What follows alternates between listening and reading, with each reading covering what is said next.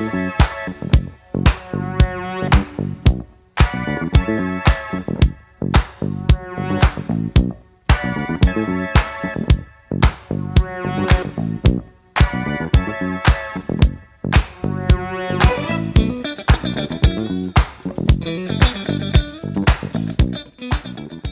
short clip of Bashir Magashi, Nigeria's Minister of Defense, giving a speech during the funeral of the late Chief of Army Staff and 10 other military officers circulated online. In the short clip, the minister, while reading from a script, attributed the wrong title to officials at the funeral and made grammatical blunders. Let's take a look.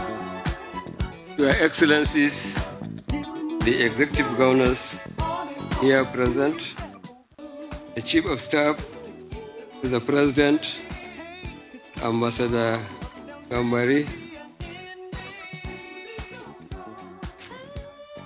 the Chief of Staff, General Leke Irabo,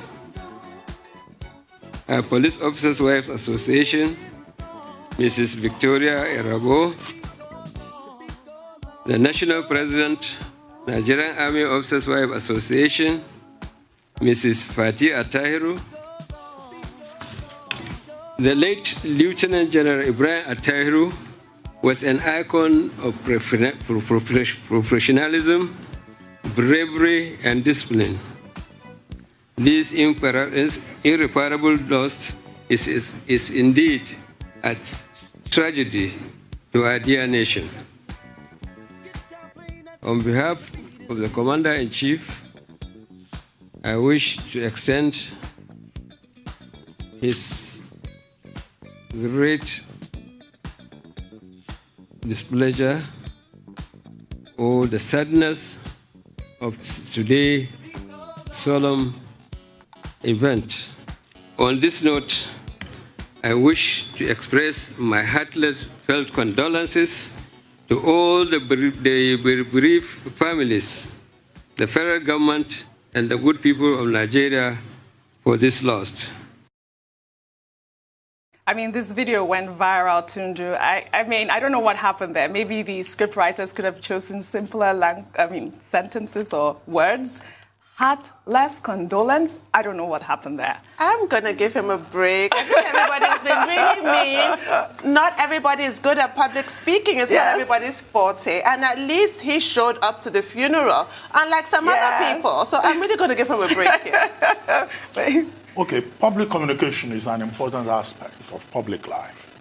So whether it's in the corporate sector or in the public sector. And what happens to many people is that they find themselves in a position of importance and they do not have the relevant communication skills to be able to engage the public.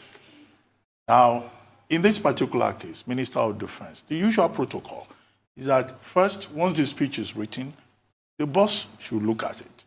His staff should have taken him through it to make him practice. He didn't feel the need to prepare. And also teach him how to pronounce some of those words. Now, except somebody is totally incompetent. Once you prepare, once you make an effort to prepare, then you will not go to a public occasion to embarrass yourself. Now, the Minister of Defense of Nigeria, can you imagine the kind of rib-cracking laughter that will be going on in diplomatic circles in Nigeria, or even abroad? First, he started by saying the president was expressing his displeasure at the event. Displeasure, how? Displeasure that the funeral was taking place. And then somewhere along the line, he said, heartless felt condolences. So displeasure and then heartless condolences being conveyed. What kind of thing is this? And then he referred to the chief of army staff, the chief of defense staff, chief of staff. Chief of staff, yes. Then he referred to the wife of the chief of defense staff as a president, something. You know, and I was wondering what is going on here. You know, a 10 minutes, 30 minutes, rehearsal with his staff would not have caused this kind of problem. But I think, every public person should just learn from this. It's the kind of thing that can happen to you. if you do not prepare. Correct. So it's not a question of what they wrote. I mean, I thought it would be better to just No, choose okay, maybe you should have simpler spoken words. in Hausa there. Yes. For convenience. All that. Rufai, a quick comment so we could go to our next story. So, but English are lingua franca. Why should you speak in Hausa? Well, if that's the one that is easy for him, No. there could have been a translator there. You should learn he wrote promotional exam when he was in the army. He used English to write it now. He should learn it finish.